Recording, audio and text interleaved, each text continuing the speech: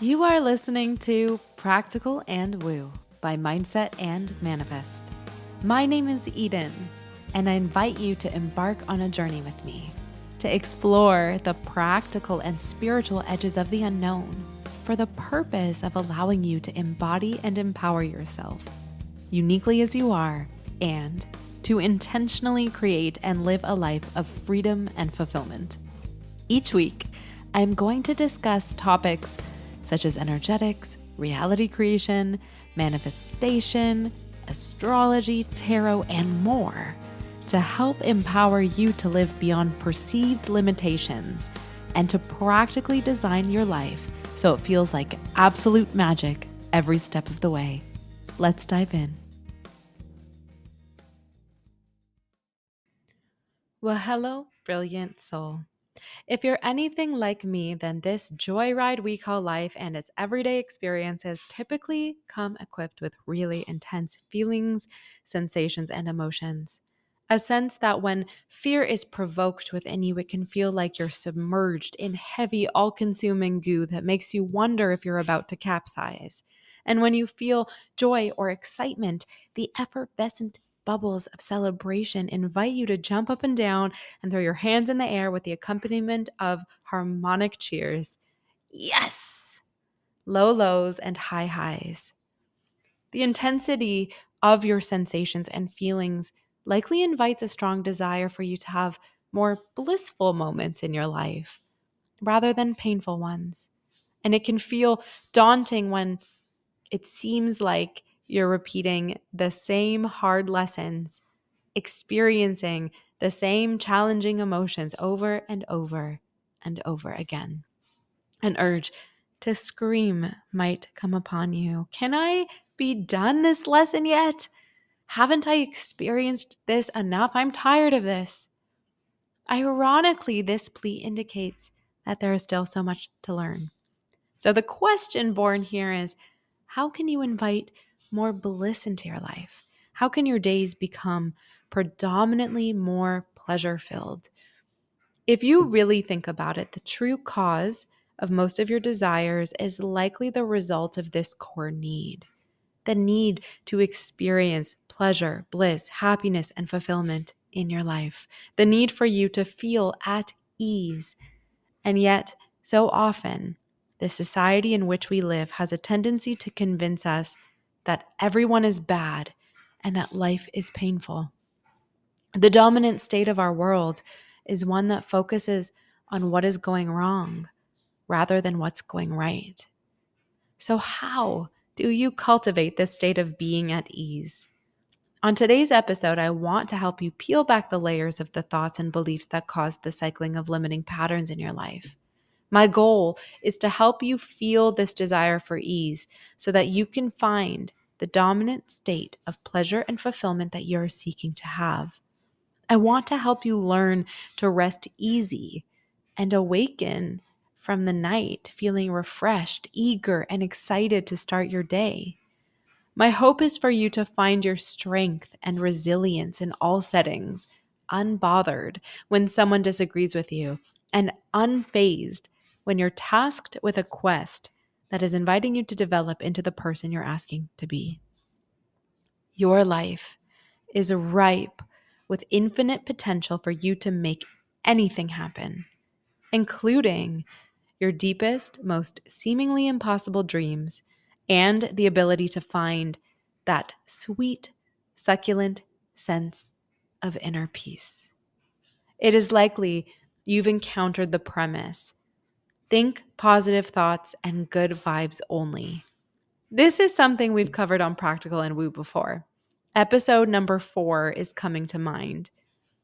I know how tempting it can feel to try to force yourself to feel only good vibes and think only positive thoughts. I know how tempting it can be to indulge in this need to be seemingly perfect. The idea that you can control yourself in this way often feels like a source of relief in the sea of uncertainty.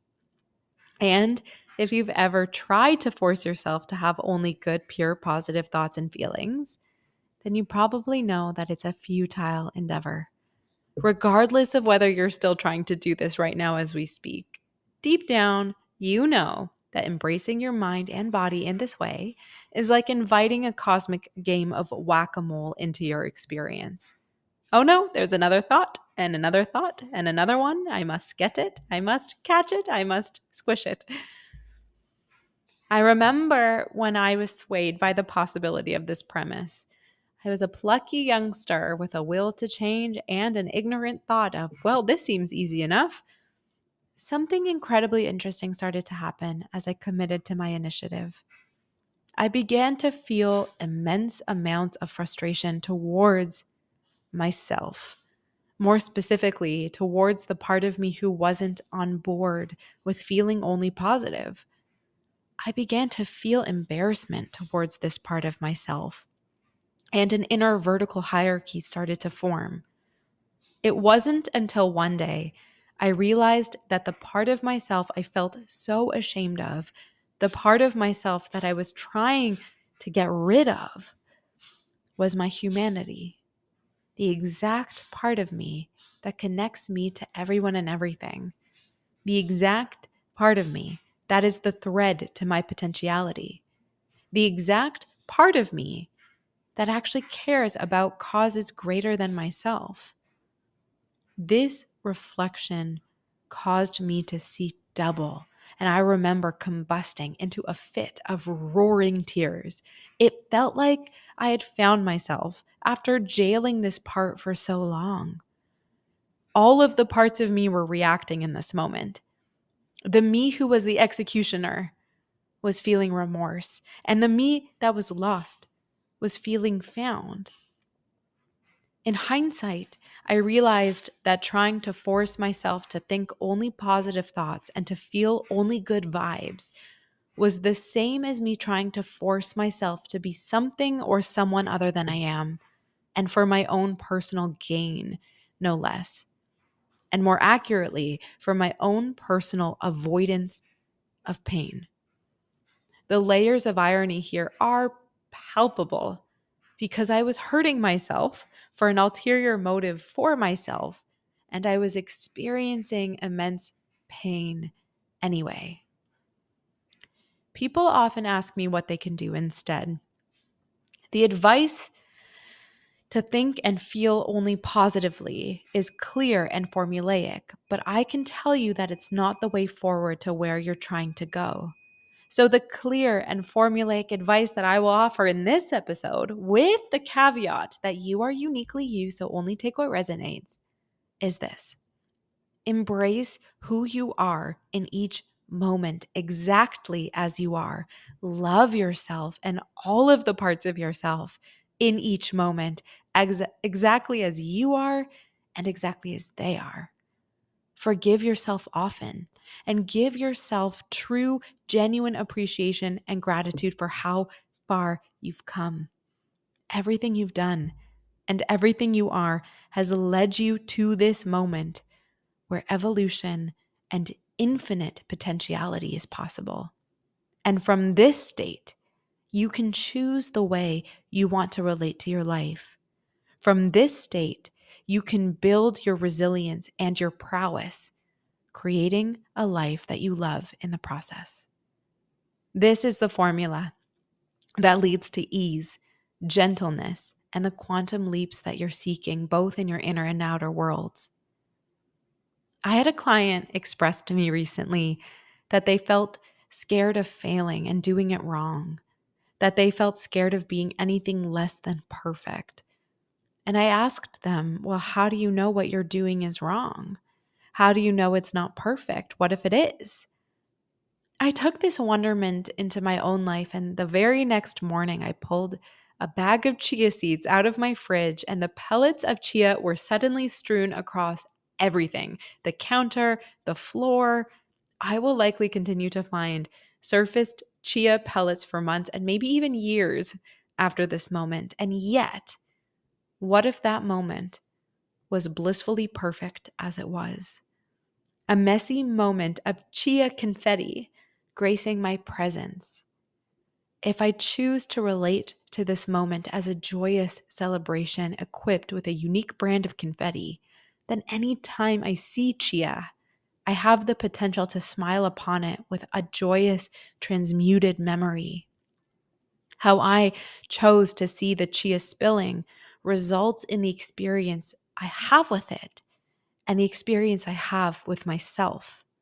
I could have made the chia spilling mean that I was somehow wrong, bad, or an imperfect person, but then I wouldn't have this opportunity to make the glorious association that I did. You have the power to make your world what you want it to be. You have the power to make the meaning of your experiences. It's not a matter of forcing yourself to be only positive and to feel only good. It's about giving yourself permission to choose how you relate to something and the meaning that you make.